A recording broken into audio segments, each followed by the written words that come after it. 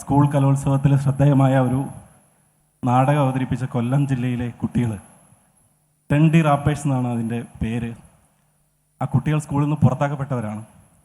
അവർക്ക് അസംബ്ലിക്ക് ഒരു അവസരം കിട്ടുമ്പോൾ അവർ വായിക്കുന്ന പ്രതിജ്ഞ, ഇന്ത്യ എൻ്റെ രാജ്യമാണ്, പക്ഷേ എല്ലാ രാജ്യക്കാരും എൻ്റെ സഹോദരി സഹോദരൻ, എല്ലാവരെയും ഞങ്ങൾക്ക് ഇഷ്ടമാണെന്ന്. ഫുട്ബോൾ കളി വരുമ്പോൾ ഞങ്ങൾ ബ്രസീലിനെയും അർജൻറ്റീനയും ഒക്കെ സ്വന്തം രാജ്യം പോലെ കരുതുമെന്ന്. അപ്പോൾ ഇപ്പോഴും നമ്മൾ തുടർന്ന് വരുന്ന ഈ പ്രതിജ്ഞ, എല്ലാ സ്കൂളുകളിലും പാഠപുസ്തകം നമ്മൾ തുടർന്ന് വരുന്ന ഈ പ്രതിജ്ഞ മാറ്റേണ്ട കാലമായില്ലേ? അങ്ങനെ അഭിപ്രായം എന്താ?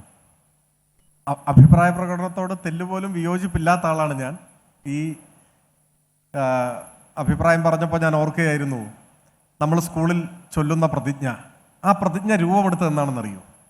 ആ പ്രതിജ്ഞ രൂപപ്പെട്ടത് ഇന്ത്യൻ സ്വാതന്ത്ര്യ സമരം ശക്തിപ്പെടുന്ന ഘട്ടത്തിലാണ്. അല്ലെങ്കിൽ എന്താ പറയുക, യുദ്ധാന്തരീക്ഷത്തിൽ പിറവിയെടുത്തതാണ് പ്രതിജ്ഞ. അത് ഇന്ത്യൻ സ്വാതന്ത്ര്യ സമരത്തിൽ മാത്രമല്ല, ഈ യുദ്ധാന്തരീക്ഷത്തിലാണ് ദേശീയത ഒരു ഉപയോഗമുള്ള വസ്തുവായിട്ട് രൂപപ്പെടുക. ആ ഘട്ടത്തിലാണ്. പക്ഷേ കാലമേറെ കഴിയുമ്പോൾ സ്വാഭാവികമായിട്ടും ആ പ്രതിജ്ഞ നവീകരിക്കപ്പെടേണ്ടതാണ്. ചില ആളുകൾ സംശയം പ്രകടിപ്പിക്കാറുണ്ട്, ദേശീയത വികസിക്കുക, നവീകരിക്കുക എന്നൊക്കെ. അത് നല്ലൊരു ആശയമാണ്. പക്ഷെ ദേശീയത എവിടെയും സാർവദേശീയതയായി വളരുന്നില്ല എന്നതാണ് അനുഭവം. ദേശീയത തീവ്രദേശീയതയായിട്ടാണ് വളർന്നുകൊണ്ടിരിക്കുന്നത്.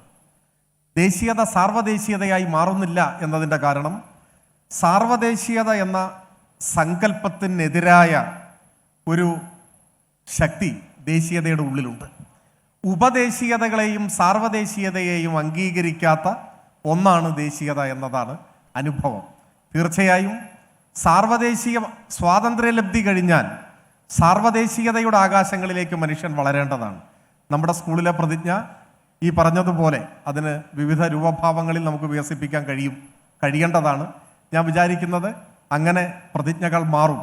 ലോകത്തിലെ എല്ലാ മനുഷ്യരും എൻ്റെ സഹോദരീ സഹോദരന്മാരാണ് എന്ന് പറയുന്ന ഒരു കാലം വരും എന്ന് തന്നെയാണ് ഞാൻ പ്രതീക്ഷിക്കുന്നത്.